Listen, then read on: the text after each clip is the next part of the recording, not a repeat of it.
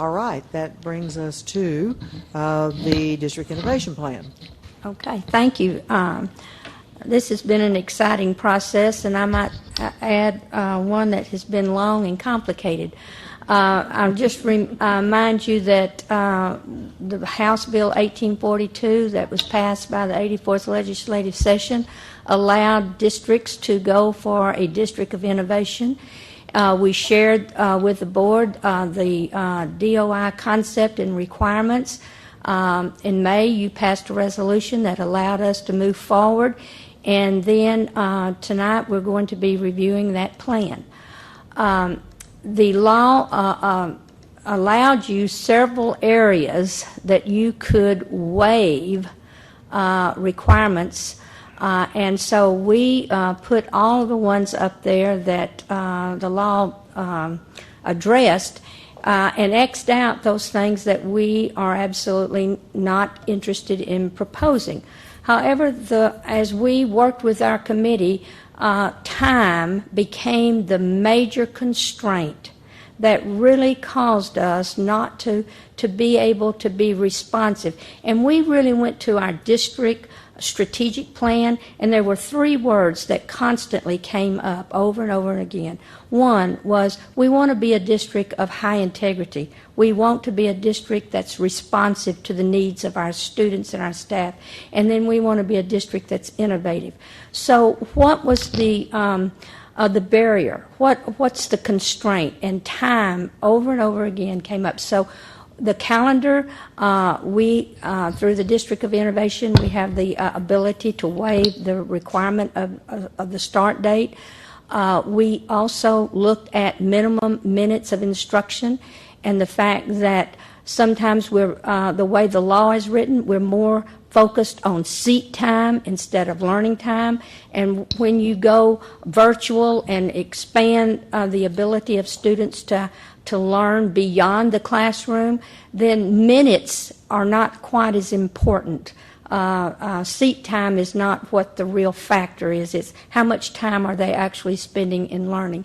And then this 90% attendance rule, we still will be have compulsory attendance. We still know, Katie, how important it is to get kids to school. But the law now says that if you're not there in the classroom 90% of the time, then you have to have a committee that convenes and decides whether or not to give the student credit.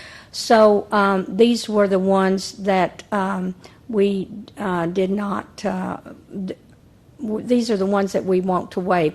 There should be an X on teacher certification, and I just failed to have that done. But we did not want to address that. We still want highly qualified teachers in our classroom. Oh, there it is. Okay. I just needed a button. All right. So here are the three requirements again. Here's the process. First, we had to research other DOI plans. Then we brainstormed problems and potential solutions. We had a subcommittee reviewed the problems and solutions with district stakeholders. We identified areas for relief and possible solutions. We drafted a plan by the subcommittee.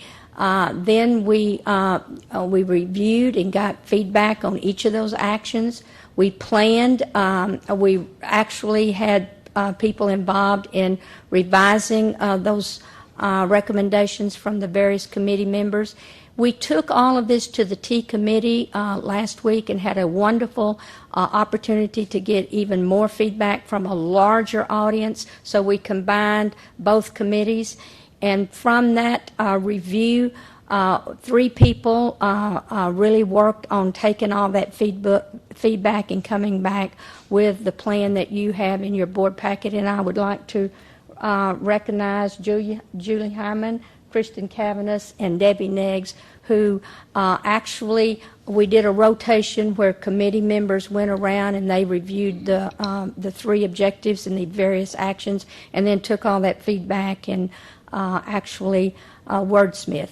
So here are the three. We asked people to say with a green dot for each action that, yes, I support this. used sticky notes, blue sticky notes, to say, I can support this, but please consider this revision. And then we had a yellow dot for those things that people did not support. After we got all that feedback, we actually revised the plan. And so here are the 3 objectives. We want to use the DOI process to maximize learning for all students based on mastery learning approaches. Again, things that our teachers will have to be trained on how to do this, where exposure to content is limitless and not time-bound or location-specific. We want to embrace, implement, and support innovative approaches that expand the opportunity for students and staff to personalize and enrich learning based upon a multiple-tiered indicator system that goes beyond what the state uses in the accountability. We want to align to our new Birdville Portrait of a Graduate and look for ways that we can use that portrait to say, yes, we're interested, we want our kids to do well on the STAR and the EOC, but here are other ways that our students go beyond that. And then we want to operate efficiently to maximize resources and empower teachers to address student-identified needs for optimal learning. So I think that we really came up with a very realistic and doable plan. As you look at this first objective, we only have 3 actions: to develop and offer more online learning opportunities for acceleration, intervention, credit recovery, and enrichment. By the way, I think I heard Mr. Tolbert talk about the foreign language. We're looking right now at a program that would allow our students at elementary to have online learning for foreign language in multiple languages, not just Spanish or Mandarin, but they could do French, Farsi, or many other kinds of languages. So we're looking at that program right now. Investigate and develop the best model for Birdville students who want to simultaneously complete high school while earning up to 60 post-secondary credit hours. We're already working with TCC to see about developing a memorandum of understanding for that.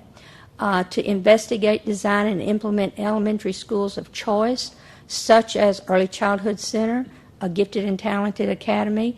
When we say non-graded, we're not talking about we're talking about chronological age. There's nothing magic about putting a 5-year-old with a kindergarten if they are capable of doing other higher level standards. And then a STEM and STEAM, Fine Arts Academy, Humanities, Language. We're just looking at the possibility of what if we did some schools of choice and we had specialization. What about that possibility? The second objective, we had 2, and that is to develop and investigate and develop a plan to purchase a data management system that has functionality where we know exactly where every student is, and that we can actually help to develop a pathway that would help each student know exactly where they are in that learning progression so that teachers could more personalize their instruction. We have looked at several systems. We know that this is possible and that it's not far-fetched. It would allow a classroom teacher to establish a dashboard for their classroom as well as campuses to do that as well. Then to look at a community-based accountability system that includes indicators such as our Portrait of a Graduate, authentic assessments that reflect real-world applications such as project-based learning and capstone projects, community-based service are measures for our students who are very creative and innovative. Then the last one, we have 3. And this one is interesting for students who are in dual credit. You finish your course before the students who are not taking dual credit. So you have a period of time, I think it's about 3 weeks, where the student's doing nothing. Well, we want to develop mini-semester courses that students can sign up for and complete within that time frame so that they can earn more credit. And then develop a plan to support teachers in implementing a school of choice that is non-graded and based on mastery with pathways for elementary students. What we are realizing that we have so many kids that show up at the door that are so far behind, and that time is the issue. We need to have a way to, in order for them to go through the curriculum, they need to have more than 175 days of instruction. So establish alternate start times for high schools, including Shannon as a pilot in the Raise Your Hand Texas Blended Learning Grant. So these are some of the things that the committee, I'm going to tell you, this committee was outstanding.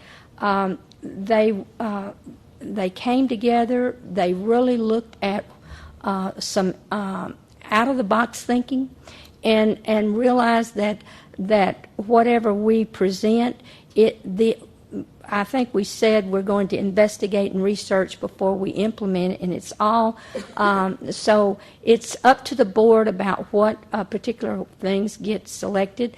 The board does approve the posting. That's the next thing. That's the thing that we need from you tonight, is to be able to approve us to post this District of Innovation plan, and that it gives time for us to continue to refine the plan and to schedule a public meeting on the proposed plan.